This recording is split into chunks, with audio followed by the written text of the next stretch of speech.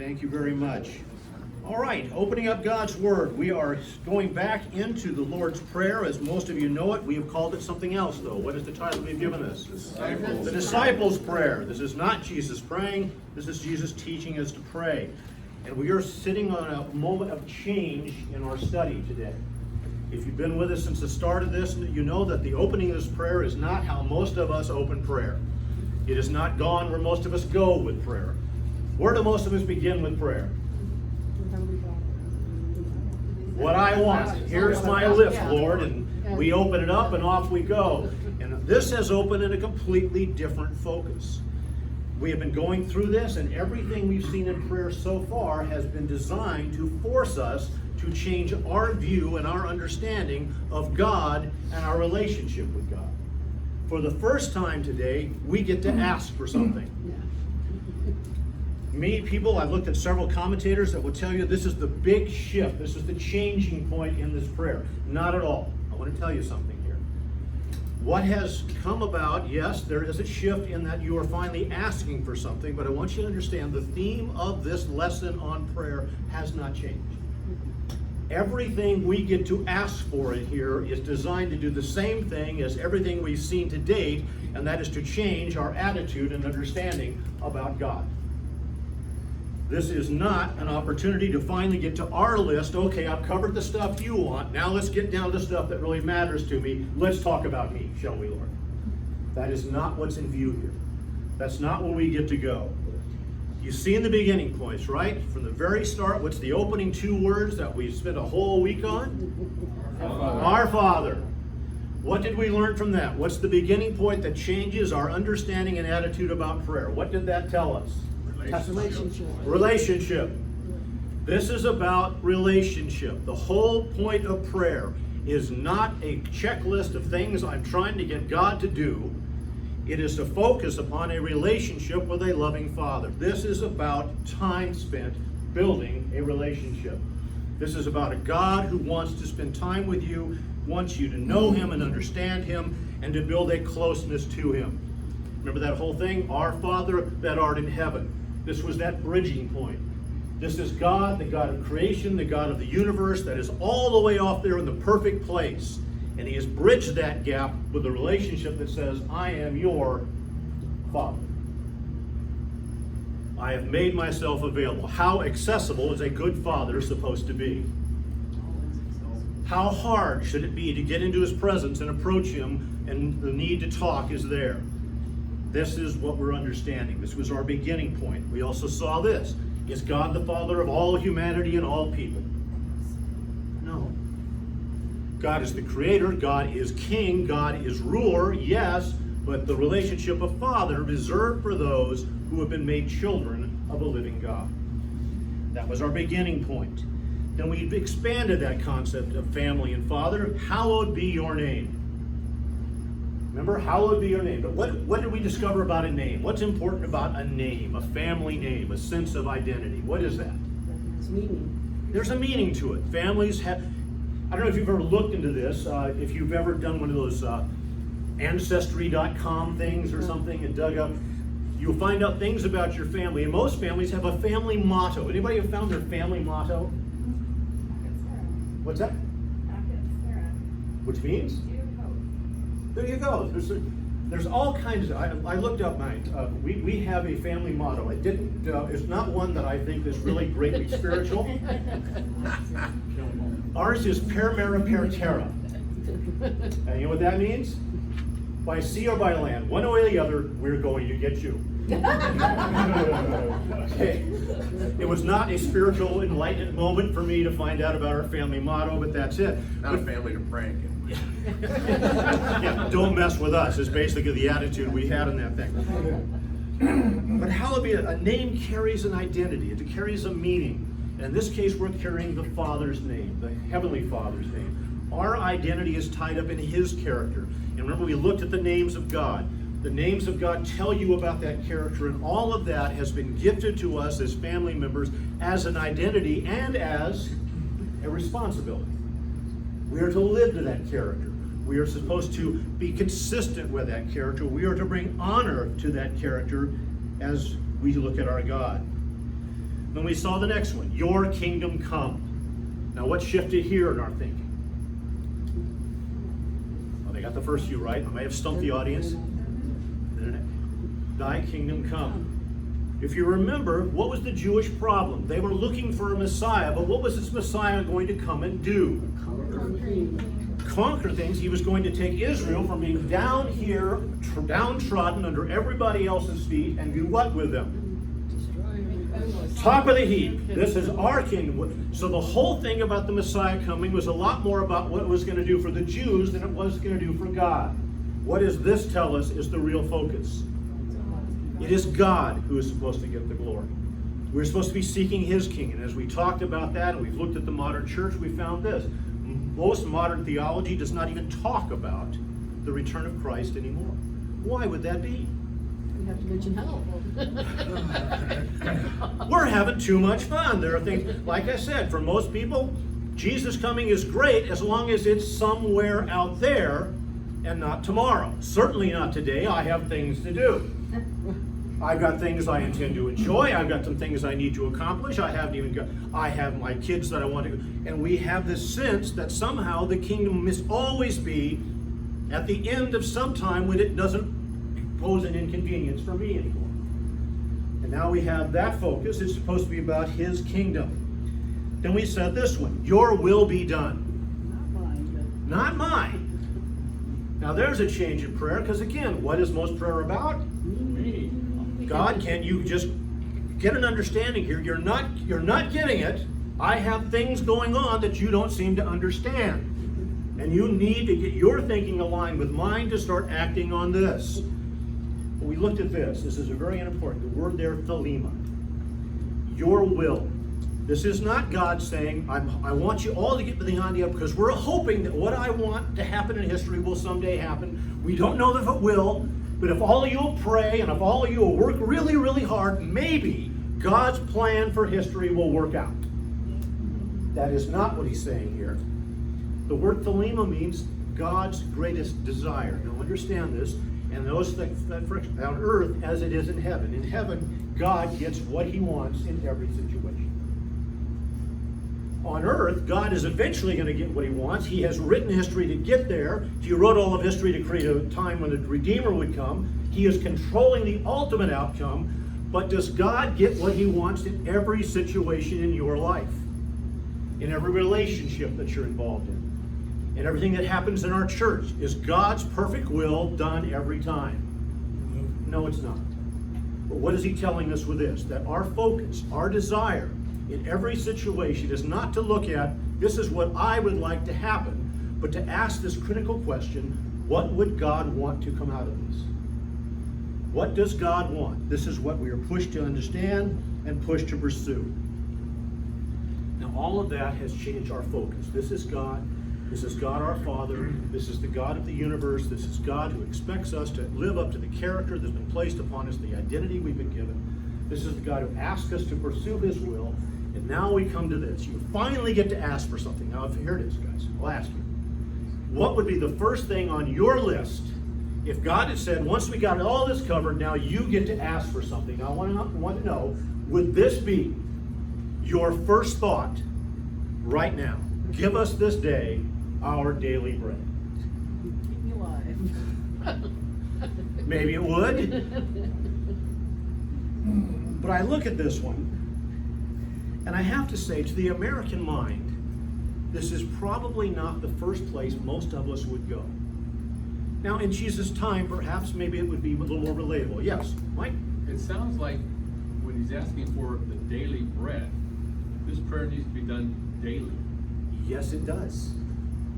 Yes, it does. And I want you to hold on to that, because that's a critical aspect of this in changing our thinking. And again, remember, this is about changing your thinking, not God's. Because if you remember, in chapter 6, verse 8, he says, I know what you want before you ask.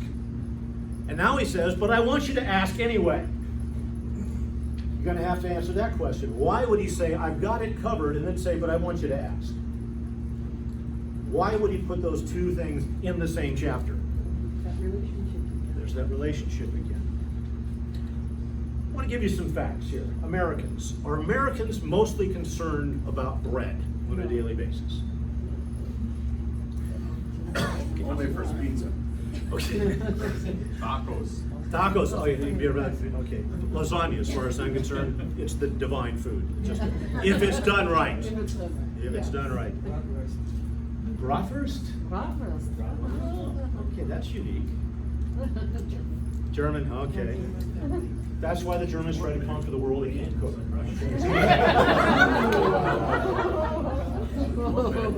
Some Russian dish here. It's true with the English too, I mean, George got one.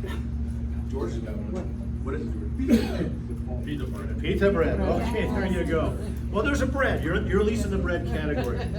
Some facts about America, and please, I'm not trying to upset anybody, let me go to this. Over 70% of Americans are overweight. 40% of us fall into the category of morbidly obese, meaning we carry enough weight that is actually damaging to our health. You understand that? 70%, 40%. The US military is telling us that they're having a terrible time trying to get enough young people signing up for the military that are even ready to try boot camp, much less get through it, because over a third of our young people are already either overweight or morbidly obese. So by age 20, 70% of us, before age 20, 33% of us are already having a problem, not with the lack of food.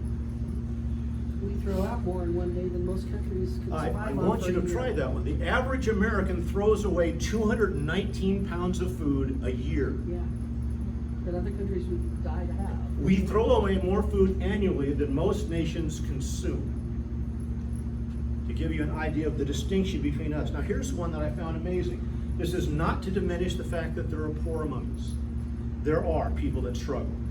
I remember as a child that there were days we were lucky to have one meal, not three, but to get one meal. We remember having to go to work at full time at age 14. There are difficult times for some people. I get it. But try this. The numbers of overweight and obese are almost identical among our poorest Americans as they are among our wealthiest. Once you understand that, that means in America, being poor rarely means not getting enough food. It generally means getting too much. It may not be great food. It may not be the healthiest food, but we're generally not lacking in food. That's not our struggle here. America has one thing that most other nations don't have. One of our largest industries is weight loss programs, exercise programs, and other things to try to get us to lose the weight that we have gained because we have too much to eat. I used to love the one shopping center in Bakersfield. In the very center of it was a psychiatrist's office. One side of it was Weight Watchers, and the other side was Little Caesar Pizza. There's a microcosm of America right there. Right there. I'll eat too much, try to lose it, and I'll try to get counseling and deal with the guilt. There you go. Exactly. And I don't have to leave the parking lot to get it done. I like that. One-stop shop. We spend billions, I should say, annually on those things. Most of the rest of the world does not do that. We buy millions of exercise video that on average get no more than 4 hours of viewing before they're on a back shelf and you never play them again. Despite the fact that you bought it, you will not have abs of steel or buns of steel because you will not use the video long enough to get there. Exercise equipment. You see it on TV, the ellipticals, all the other stuff, people buy that. I've been told, and I found that to be true, if you really want one, don't buy it new. Go to garage sales because on average, less than 3 months after the purchase of an exercise machine, the person will never use it again. And it will be in the garage gathering dust, wondering how do we get rid of this thing? And it will be very low use and a fraction of the price. That's the reality we have here. America accounts for less than 10% of the world population, and we produce 1/3 of the total world's food supply. We are so efficient at it that we're using less than 3% of the arable land available in America to make that 1/3 of the world's food, and less than 1% of the Americans work on producing food. Our corn crop, 40% of our corn crop is now used to create fuel. The 60% remaining is still a larger food crop than the combined corn production of the rest of the world. Use a lot of it to make fuel now. As I say, 40%, and yet the 60% left is still more than the rest of the world can produce as a food crop. There's a little farm area by where we live, and I would say it's approximately 10 acres. Of the 10 acres, 9 of it is corn, the other acre is alfalfa, because they need the alfalfa to feed the cows, to produce the manure to put on Fertilize the corn. Fertilize the corn. It's a crazy reality that we deal with that. The average grocery store, when we get back to bread, has over 24 different kinds of bread. Some of the things we've done to bread is frankly criminal. When I was growing up, there was a bread they had taken, they had processed and bleached it as much as they could to get everything wheat-like out of it to create this pasty, pure white thing. They then found out there was nothing food value left, so they chemically put the vitamins and minerals back in and called it Wonder Bread, which was supposed to build strong bodies 12 ways. This is amazing. Just go down to Subway, and the first thing you have to choose is Bread. what kind of bread, and how many different kinds are there on that poster? Irregular. I will say, where I used to work at the church school, they did a food ministry, and first and third Fridays they would give away food to whoever came by. And somehow I got to collecting what was left. That's why there was all these bread tables out here for a while. And I'm telling you, when you say there's however many different kinds of bread, what's left with all the rest of the stuff they give away is bread. Hordes of bread, boxes of bread. And that, I just get what's left. And it was, I told her, look, I'm done giving out bread. I can't do it. It's crazy. You're just begging people to take stuff that they don't need. You're building to that, right? Yeah. Well, I don't work there, so. I point out all of these just little facts. Point this one. When Jesus says this, as we come into our modern world, and most especially in our American world, this is a little hard to relate to. If you look at it just on its face value, Jesus starting here seems odd. Because he had to know, yes, in the time of Jesus, a crop failure did not mean I might not get avocados this year. It meant I might starve to death. It was a little different. It didn't just mean high prices on eggs in the market. It meant life and death challenges. Jesus had to know that. He had to know that. And yet he is writing a universal prayer outline that he wants us to understand. Why would he start here? In order to start in Greece, World War II, in Greece, most of Greece has nothing but coal. Nothing but coal. That's all that was left. No, people, generations have gone through it. Ours has not really faced that. Our biggest challenge was not enough toilet paper on the shelves during COVID. Not quite the same challenge to life as other generations have faced and other cultures have faced. But I'll have to ask you again, why would Jesus start here? Knowing that it would not, even in his time, a large portion of Rome wouldn't have had a struggle with this.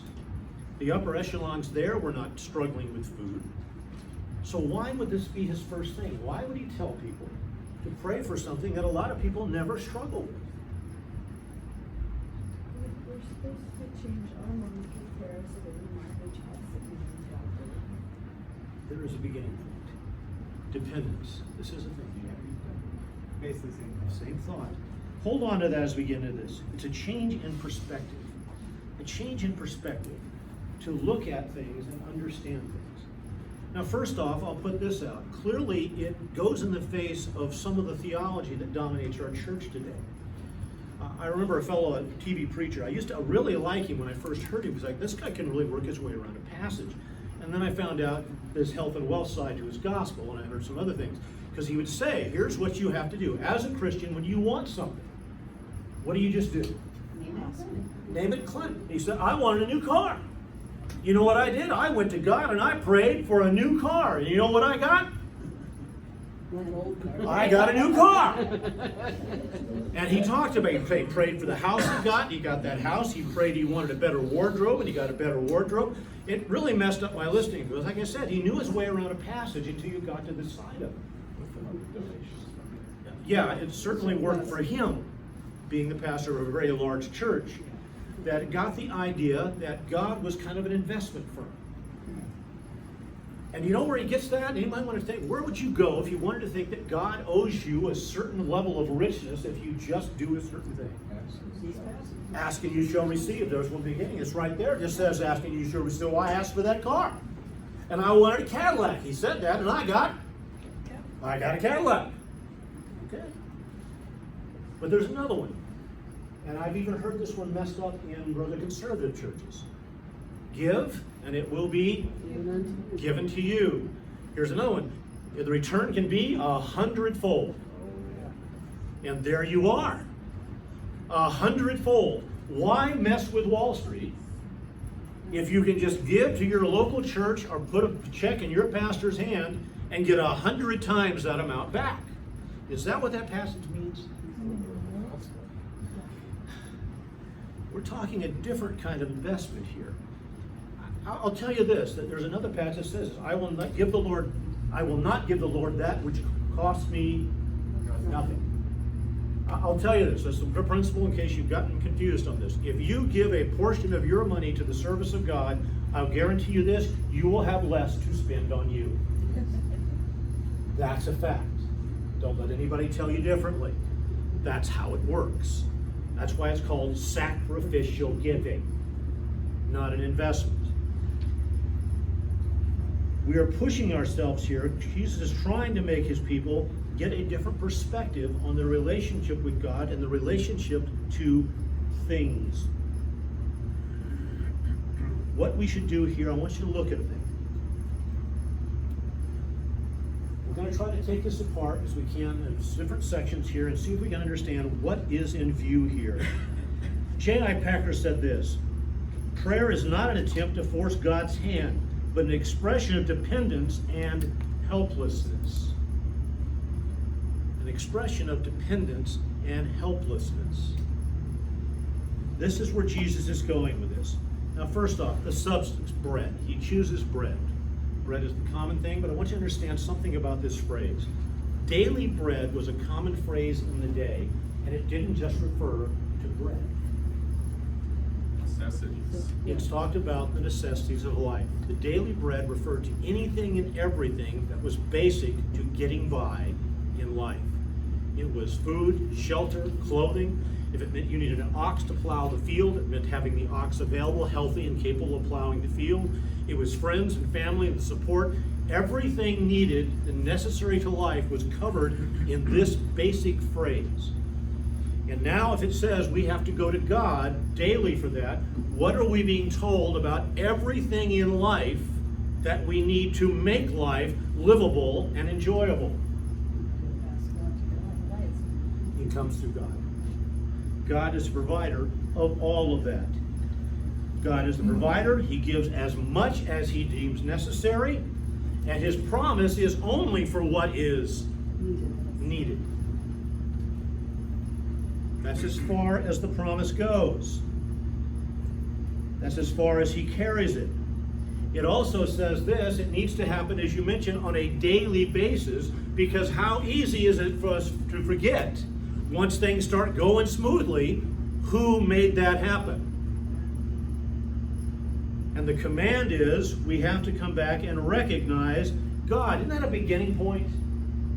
I want you to understand, recognizing the offering that God puts before us, recognizing his supply is the basic problem in sin. You ever read Romans chapter 1? Remember that whole thing? He goes to this: God gave this whole universe. He put creation out before him, which made it obvious there was a creator, there was a design, it was obvious there was a designer, there was order, there was obviously somebody that was a lawgiver to put that order. And what did man refuse to do? Give thanks for it. Give thanks. His beginning point was this. We're not even talking salvation yet, but can you at least look at creation and admit, I created that? Can we at least start there? And mankind said, no. I'm not even going to give you that much. As a matter of fact, despite the obvious logic of a creation having a creator, of design having a designer, I'm going to come up with some other way to explain this. I'm going to do this. Here's my formula. Nothing times time equals everything.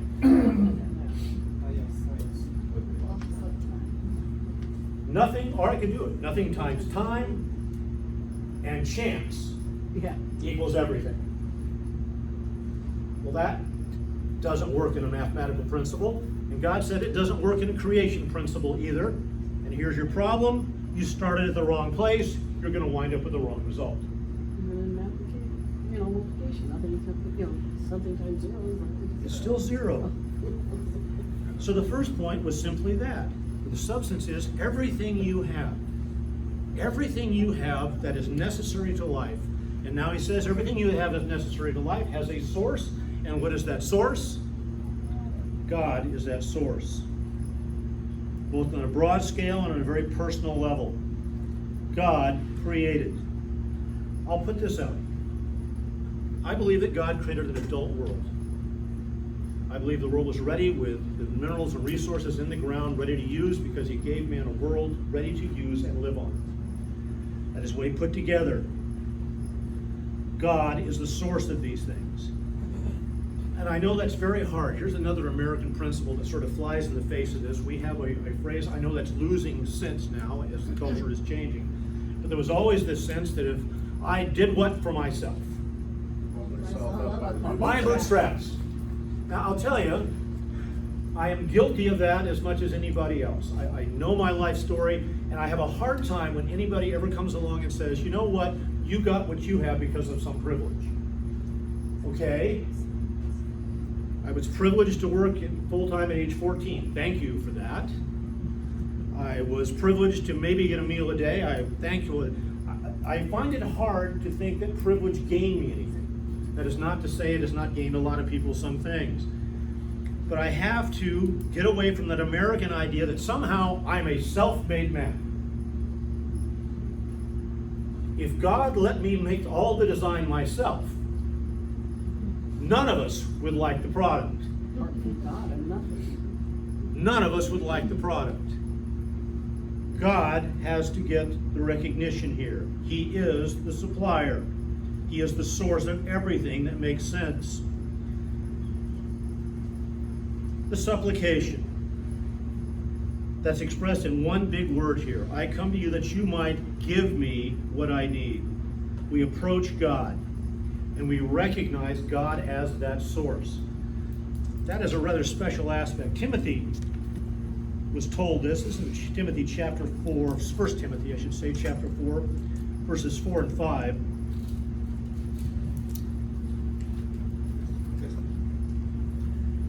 Here we go here.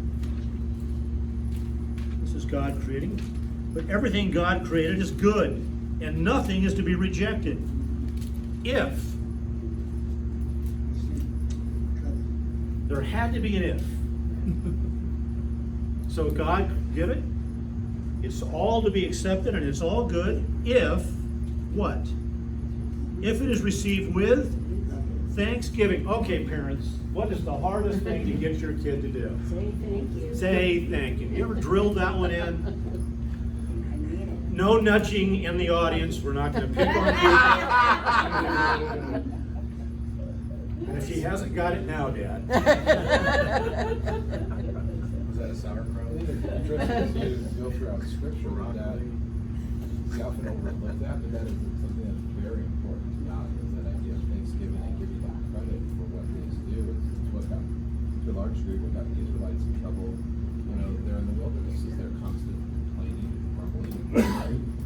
As God would supply them with this, and God would give them this, and they just, humbled and grumbled and murmured, and finally God said, okay, enough's enough, you're ungrateful. Won't recognize me, you're done.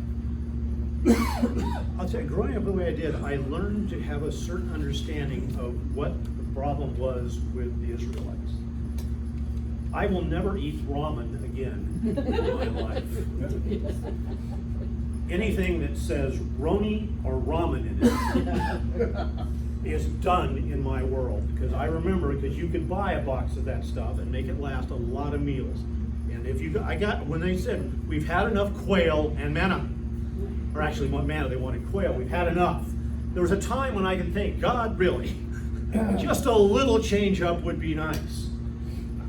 I do understand but it does, there's a pressure there that it could be a lot worse than ramen. You know, the Ronis in our world, maybe it's not as bad as I think. But yeah, it's hard, the Thanksgiving, but notice it even goes beyond that. With Thanksgiving, because it is consecrated by the Word of God and prayer. Remember our two pillars of a spiritual life? What were the two things necessary for a Christian to live the life they should? Study and prayer. Here he says, when you look at life, did you study, did you understand what God's Word says about this so that you can have the right attitude of thankfulness? And then when you go to prayer, can you express that thankfulness because you understand? And here's his beginning point. A thankful heart comes from understanding who God is and what He has done. It says we're supposed to do all things to the glory of God. Yes, sir. You have your hand up, or we just... Okay, just all these two things in one. He has two questions. Why don't you do a hand? We're coming down to this. There's even a verse that says this: you should do all things to the glory of God, even your eating and drinking. How in the world do you eat to the glory of God? Give thanks for it first of all. There's a starting point. And recognize what it's coming. A recognition of supply. A recognition of supply. Why is that so important? What does that do for us? Humble keeps us. It puts our attitude in the right spot. That it's not, you know, I went out and I got a job and I worked hard to put this food on the table. You know, it's no, you know, God's part of your job. God supplied you with this food, the ability to work to put this food on the table. It's all the credit goes to Him, not to you. I remember reading a book, God's Little Acre, and there's a prayer in there where the guy is offering, he goes, Lord, I planted it, I watered it, I harvested it, my wife cooked it, but I guess I'm going to thank you anyway for what's on the table. And you just, not quite the attitude we had in mind. Don't sit too close to them at the table. To be extremely candid, and some women in here or others could relate, in weight loss issues, you know, one of the big things is you had a hard week or you're stressed or whatever. Well, I'm gonna eat this because I deserve it. I had a hard week or whatever. That is not to the glory of God.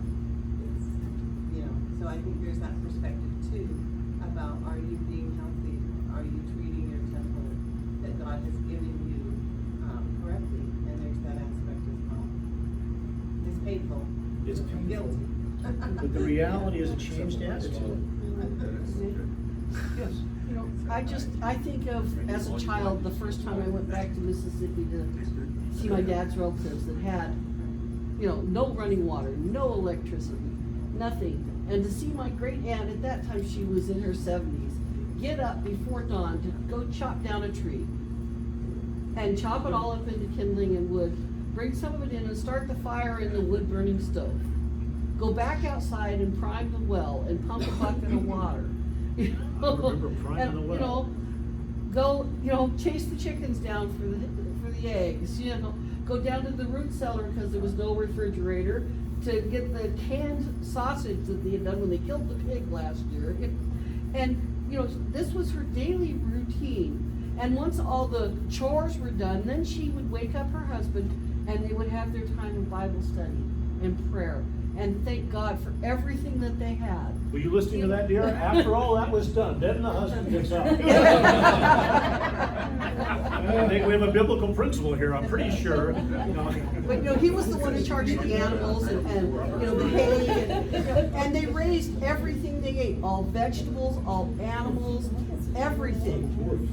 And they lived she lived to be in her late 90s, he lived to be 104. Which is odd, because most people that work like that, short don't- lives. yeah. Short lives is what we're talking about. A thankful attitude. Now, here's the next one I ask you. Yes, sir. Take the counter side of the thank you thing, our culture. Frankly, one of the things I think we've ruined our working class here with our young kids is you pay somebody to do a job, you expect them to do the job. The new generation, because I employ both sides, somebody that's really educated, you pay them really good, you pay them to do the job, just shut up and do the job. Their attitude is they get all offended and stuff, oh guys, thanks, did me a favor and all that.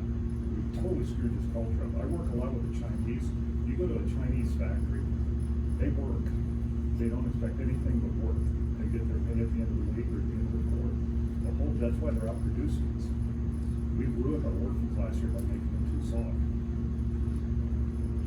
There was a time a while back, it's been a number of years now, the challenging economic powerhouse to us was not China, it was Japan. That was about ready to outproduce us and so forth. And I read an article from one of the ministers of business and finance in Japan that said the reason they're catching America is this. He said the problem with America is they've lost their roots. They are no longer tied to, and I found this amazing that he said this, the Protestant work ethic. They have lost their sense of faith, and they have lost their sense of identity, and he said that is gone, and that's why Americans can't produce. And I thought it was interesting that a nation that is non-Christian overwhelmingly recognized that the difference in America and the difference that they were losing was that sense of productivity and sense of purpose that came from a faith in God. That was We always amazing. have work ethic here at home. Not the way it once was. Here's the seekers. Who is it that has the right to approach God and expect God to meet their needs? Is that everyone? Believers. Believers. I want you to understand the focus. It starts with our Father. This is the family of God that has the expectation that God will meet their needs. Love this one, Psalms 37:3. Trust in the Lord, do good, dwell in the land, and then you will enjoy safe pasture. If you follow me, if you are my people, then my promise of provision applies. There is no promise of provision of any kind if it's not coming from the prayer of a believer. It does not exist as a promise from the world. As a matter of fact, I'll put this out. I don't want to upset anybody. Perhaps you won't like my view of history. But being a history buff, I have done a lot of reading in history, and I found some interesting things. And right now, where the battle in our nation is over what history we would teach and what is we're going to see, I find it interesting. And I looked at this. There has been a disparity between nations as to which ones have done well and which ones have not. There's a lot of theory on this as to why that has been so. And a lot of this theory goes to climate zone, resources available. But I found some interesting parallels in nations that had similar resources, similar climate areas, and similar populations. And I found something rather interesting. Any place where a nation became predominantly driven by a population that was Christian excelled. Excelled. Why would that be? I would say a lot to do, again, the process of like the second Thessalonians 3, 10 and 11, if you do not work it out. That was part of it. There was productivity, but I also found this. In nations where Christians became predominant, there was a strong drive toward a sense of law and justice that had to dominate the culture. There was a sense of productivity in the sense that we served and did things well, and there was an attitude of thankfulness and generosity that came out of that they then shared that with those people in need. These things tended to predominate nations where a large percentage of Christians existed. And that changed the dynamic that went on. Also, the philosophy behind it came this one. What is it that sparked the scientific age? Humanism? Study of God. Study of God's Word. Why would the study of God's Word spark an explosion in science? How did it all Obviously, if begin? it says it's true, so you can extrapolate from there. If there's a creator that put laws that ordered the universe, then I should be able to test and understand those laws. That's the basis of science. That happened in Christian nations. Far from the stories you've been told of how the church tried to keep science from exploding, it was Christian thought that did that and changed things. And you had your hand up for a while. Just wondering, loyalty also kind of part of it. There was a sense of loyalty and responsibility that went with that as well. And that goes back to your attitude about a worker. A worker was thankful for a job and thought they deserved to give a day's work for a day's wage. These things happen, yes. I think it would also be an understanding or a purpose too. You know, as believers, you go all the way back to Genesis 1 and the creation mandate, you know, to subdue, you know, the creation that God has given us. And you know, part of that subduing is utilizing science or other endeavors to take creation, you know, and develop it, to press it towards its ideal, you know, to work. That's what God intended. And when you're a believer, you're working towards that purpose. If I'm not a believer and I don't believe in this, what's my end goal? You know? Also, we're supposed to do everything heartily as unto the Lord. As until these driven aspects change it. And again, I am not pretending there have not been people who claim to be Christian that were real jerks. There is no denying there were people during the Civil War in the South that tried to use the Bible to justify the greatest sin we had committed against other humanity imaginable. Yes, that stupidity existed. But those who studied and understood God's Word were also the ones that drove and said we must put an end to such things. They were the ones that were the first to say that we would develop programs to help those who did not have what they needed. The widows, the hurt among us, the orphans and things, all those began as Christian ministries. And I will say this, I think the church was stupid in turning most of that over to the federal government. Sure. Because it's now been devoid of values and it is now doing more harm in many cases than good. As it has lost the value center of why we do these things, to help people. The world has suffered in this, and I know I'm recording this, so here's one I'll get in trouble on Facebook on. Any nation that has come under full Muslim control and Sharia law has devastated its economy and the freedom and will of its people. There is a difference. All cultures are not the same. All belief systems are not equal. There is a difference in what God says compared to anything else in the world, and it changes the character of a people. When we lose sight of God as provider, we have problems. Humanism did not give us any valuable thing. All of the things that we are talking about in this country, a sense of justice and what is right and wrong, came from a Christian perspective. I know it has been destroyed, it has been taken over by other movements, but it came from a Christian perspective. Humanism did not give us the desire for justice. Humanism did not give us a desire to do well by and to give to those in need. Humanism gave us the French Revolution, Communist Revolution, the gulags, Hitler and his death camps, Pol Pot and the death fields, the killing fields. It gave us those ideas. That is what comes out of a godless-centered philosophy of life. It gave us partial birth abortions as some kind of a right. That is the thinking. God is compelling us to come to a thankful attitude of seeing God as the provider of what makes life worth living and what keeps us physically alive. That is what's in view here. A thankful people are a different kind of people. Why does it need to be done every day? Because we are horribly forgetful, and we do not stay focused if we do not remind ourselves on a daily basis who provided what we have. If that sounded political, I apologize. That was not the intent. But this does change the character of a people. Again, this prayer right here is not about us still, even though we are now asking for something. It is compelling us to view differently than we did before, to be something different than we were before, and to recognize God for what He does. This is what goes on. Did John mention earlier that, I couldn't quite hear it about, the manna thing? I know you mentioned quail and manna, but that God only gave him enough food for one day. One day? Except On the Sabbath, where and they got last 2 days two- worth, and if they tried to store it up, it rotted right Yeah. away. Yeah, it's amazing that, that should have been a clue right there, if the, fire and the cloud didn't get him, that you're dealing with God, right? This is what God has not been subtle in history. Yeah. No. He has laid it out in a way that it is impossible to miss if you just look and understand. But yeah, He forced them to be set on Him. Could I get someone to punch the button here and turn that off? And we will